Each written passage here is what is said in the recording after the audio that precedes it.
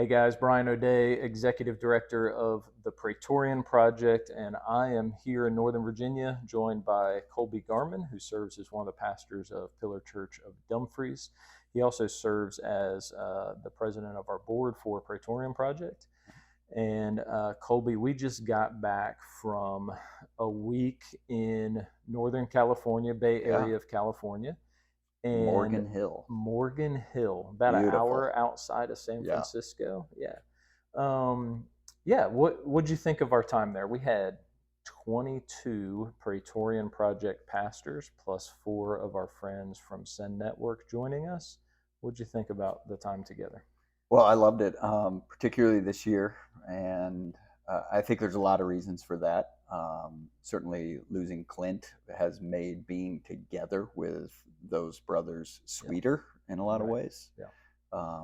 And so, I mean, I think when you need something, you feel the reality of that. And these are the people that we've been in one another's corner for a long time in this work. So it was really, really good to be together. But it was also great to be together because I don't know that I can remember a much more exciting season in the Praetorian Project, where I feel like, man, we are rowing in the same direction. This is, there's just a great, great spirit in what's going on. So that's what I want to talk about.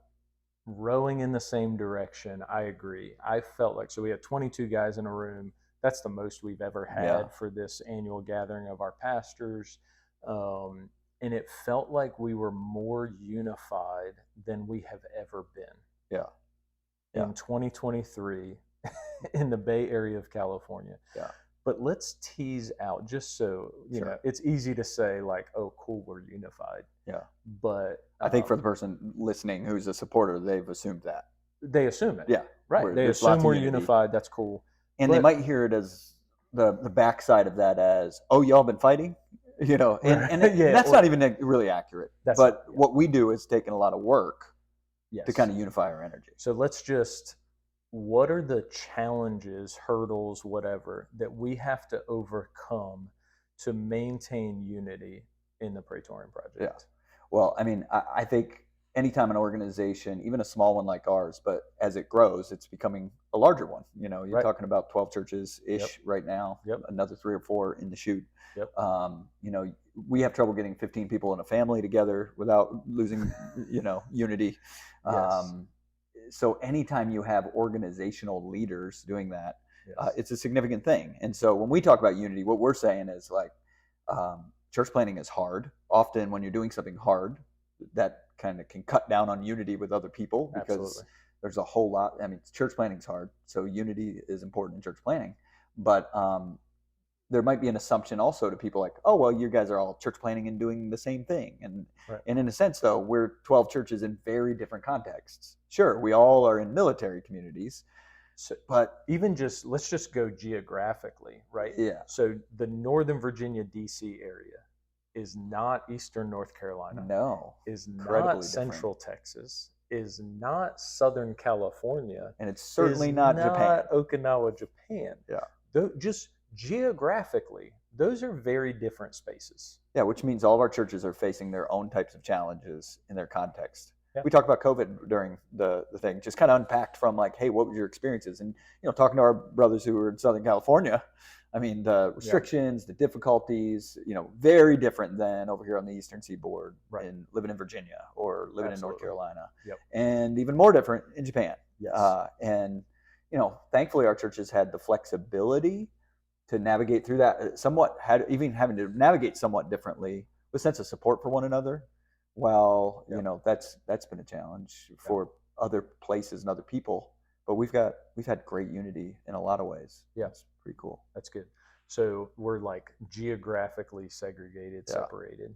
The other thing is, so I think like a lot of people when they think military, that's like one big bucket. Monolithic kind of idea of the military. But so like we're here in Northern Virginia, D.C. area.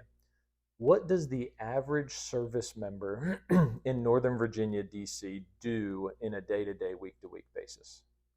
I mean, here at Quantico and beyond, they either are in school they're getting trained, right? Yep. They're out of command, a lot of them. Most of them have been in command. Yep.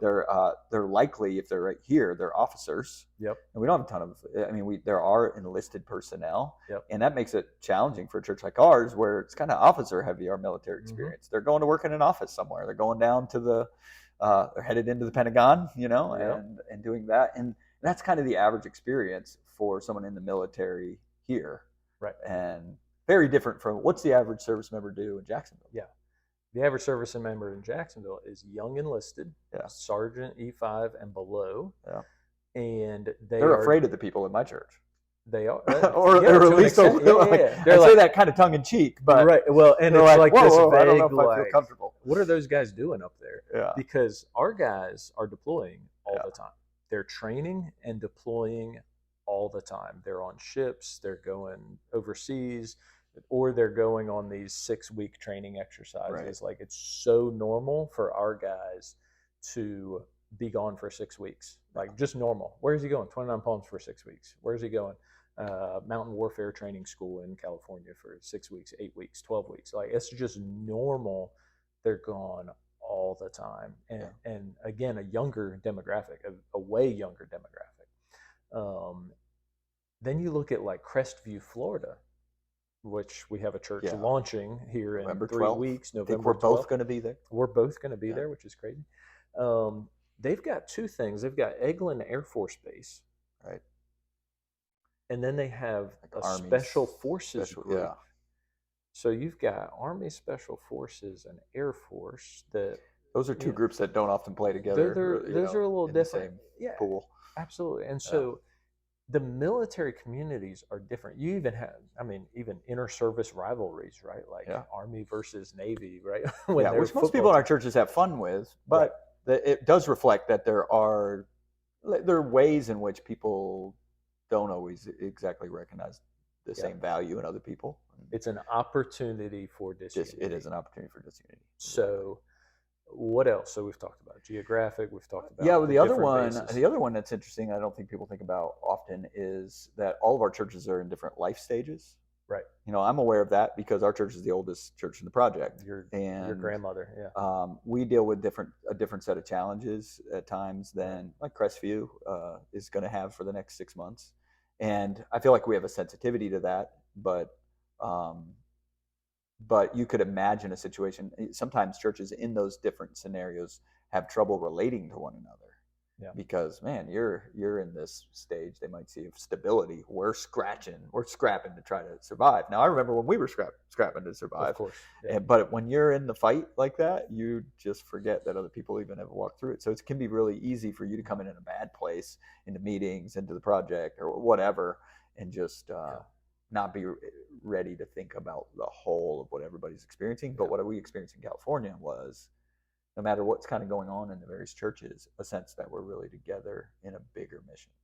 Yeah. Like that kingdom, like we're playing a role in what God is doing. Yeah.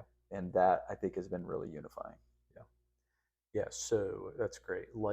Church size to an extent and life stage. So Pillar Dumfries is nearing 20 years, right? Close. Like we're kind of creeping up on 20 years. We have churches that are just starting. Right. We have a couple of churches that are 300 plus in weekly attendance, and we have churches that are under 50 in weekly attendance.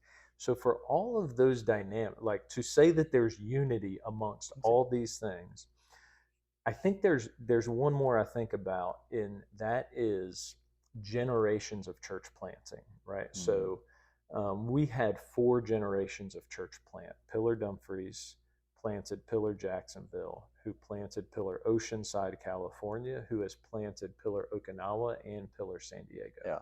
So we have 4 generations of church plant. And there's just, anytime you translate something from one generation to another, there's a little telephone game going on. There's this temptation for disunity and spreading out and those types of things. And I think that was what I was excited about the annual meeting. Right. The annual meeting was us making an effort to figure out where the telephone game has or hasn't happened. Right.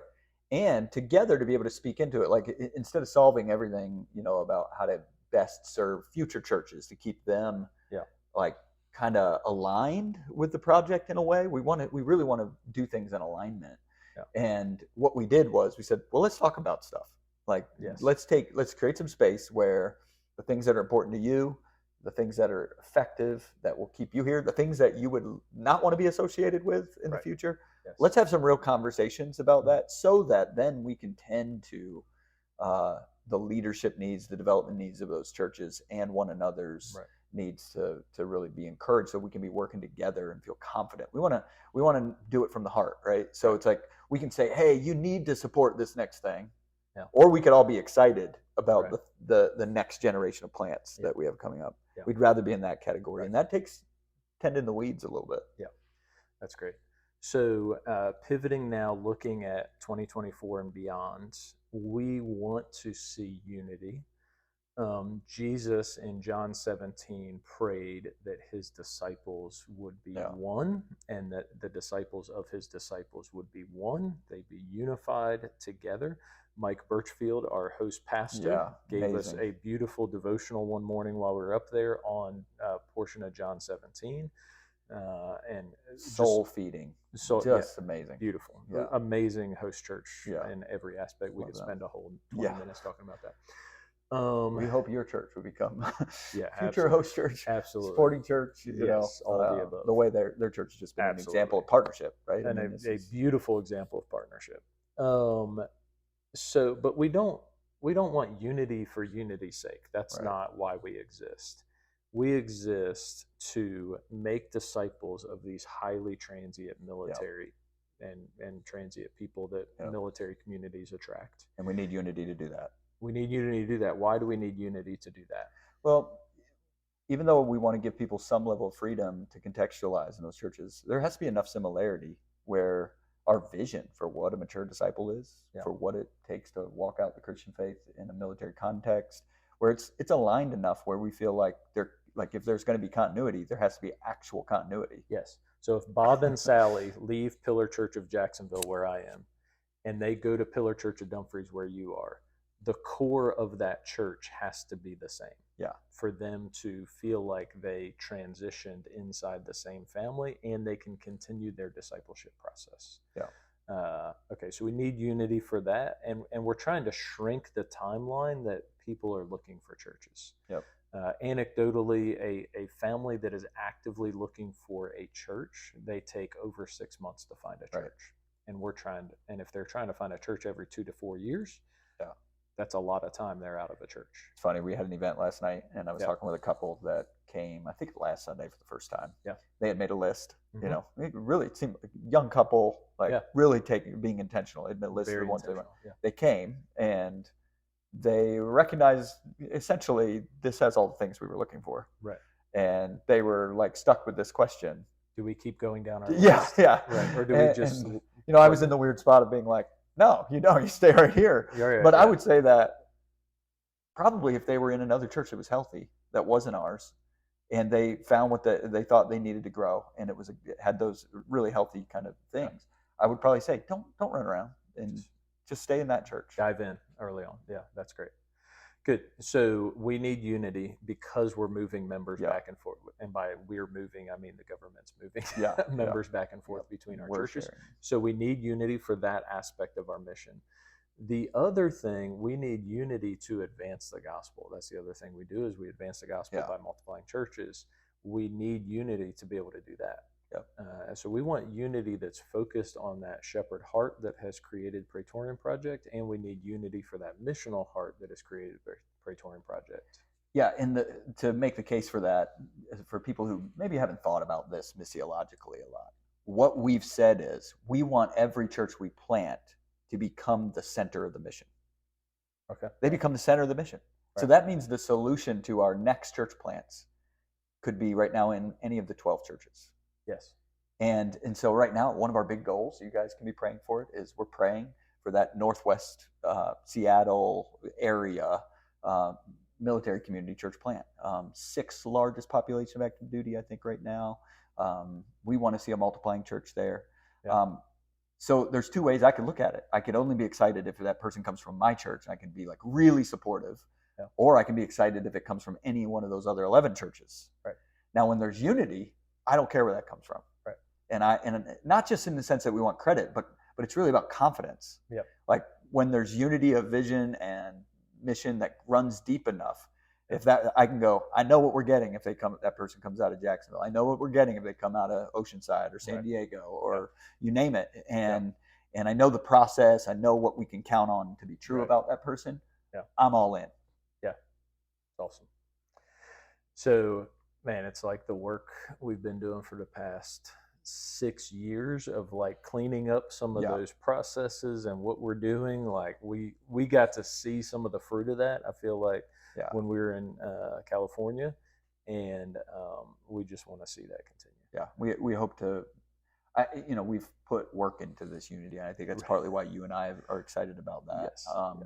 But to see the fruit of that is that we are really galvanized as a project to be 12 churches that are mission centers for church planting. Yeah. And if we can continue to grow those in healthy ways, then we can really make an impact that now really goes beyond what we ever thought this could be. Right. And that's really exciting. Yeah, I was telling somebody recently about Praetorian Project, and they asked, what gets you excited about Praetorian Project right now?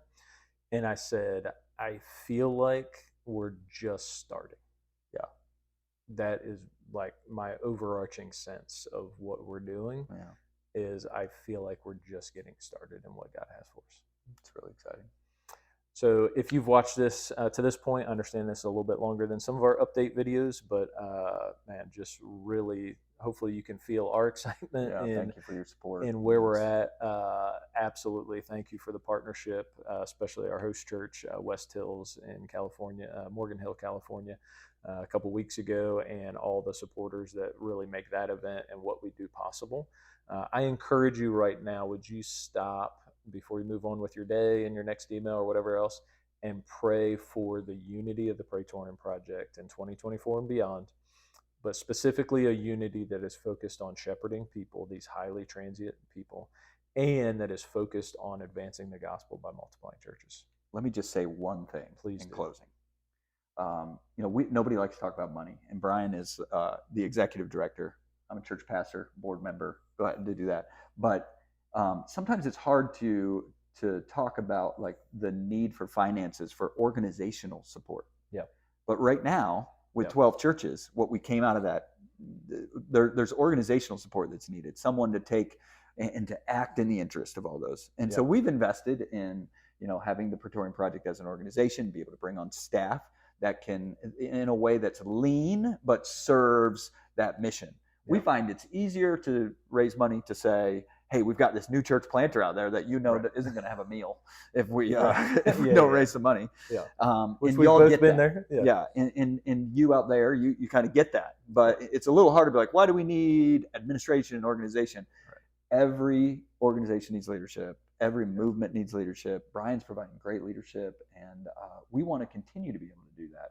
And so being a partner financially also just of the project as a whole and not just the individual churches is really important to us. So if you're a part of a church and you're thinking about your missions budget, it's the fall right now, would you consider advocating for us with your church or your association of churches that they would put us in the budget to see the Praetorian Project be able to provide the support centrally that helps all these churches do what they do? And that would be a huge blessing to us as we go forward. Yeah, churches, associations of churches, and really individuals. The backbone has been individuals, people who love what we do, former members of our churches, mothers, fathers, grandmothers, grandfathers of our members, people who just love the gospel, love Jesus, and want to see it flourish and prosper in these really difficult communities that are military communities. So that's great. Cool. Thank you, guys.